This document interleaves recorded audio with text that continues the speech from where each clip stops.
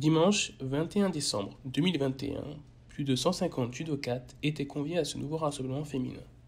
Pour cette nouvelle édition, la toute nouvelle championne de France, d'Europe et médaillée aux Jeux de Londres en 2012, Priscilla Nieto, était invitée au coach judo.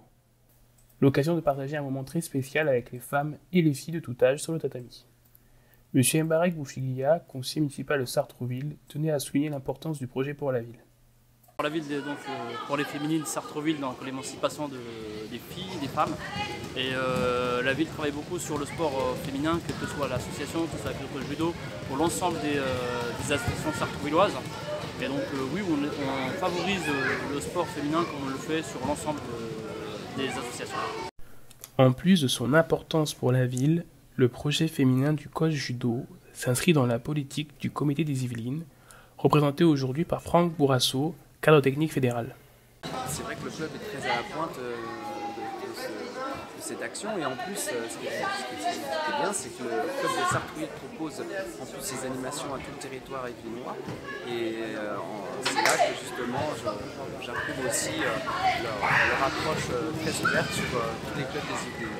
À l'occasion de cet événement, Joël Mancel, vice-président du comité départemental olympique et sportif des Yvelines, chargé de mission Terre des Jeux Paris 2024, a tenu à passer un message aux autres disciplines.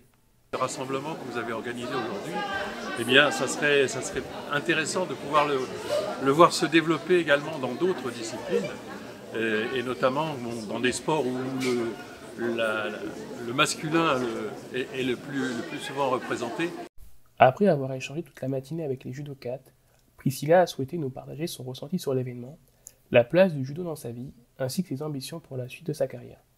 C'était la première fois que je participais à un événement semblable et je trouve que c'est une très belle initiative, surtout de valoriser et de vraiment permettre à ces jeunes filles de voir qu'elles sont nombreuses comme elles et en fait c'est un engouement et le fait que les parents soient là aussi, je trouve ça très très bien.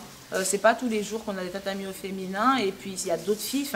La communication fera qu'il y a d'autres filles qui verront que y a tout comme elle, elle peut faire du judo. Donc je trouve que c'est une très belle initiative et puis on a passé un super moment. Le judo m'a apporté un certain cadre de vie, de la discipline, de la rigueur, la notion de travail et surtout une famille, une seconde famille en dehors des miens parce qu'au judo on fait des rencontres, on se fait des amis, on fait le tour du monde et on a une autre visibilité et une autre vision de la vie. Donc voilà, ce sont des choses que j'ai rencontrées et que je suis fière en fait d'avoir développées pendant le judo. Le judo purement est un très bon sport pour le développement personnel, physique, donc que les jeunes filles n'aient pas de stress à se dire ouais c'est un sport masculin, le combat c'est dur, tout le monde a sa place, il y a des catégories de poids pour tout le monde et c'est un sport universel. Pour l'instant c'est vraiment étape par étape, c'est-à-dire gagner chaque compétition après compétition, bien évidemment aller chercher un titre européen, un titre mondial et puis on a les Jeux de Paris en 2024 en ligne de mire. Quelques mots du président Philippe Salini, un président heureux pour clôturer l'événement. Alors ça se développe bien puisqu'on a de plus en plus d'adhérents sur le tatami et on prévoit 3 ou 4 regroupements par an pour 2022.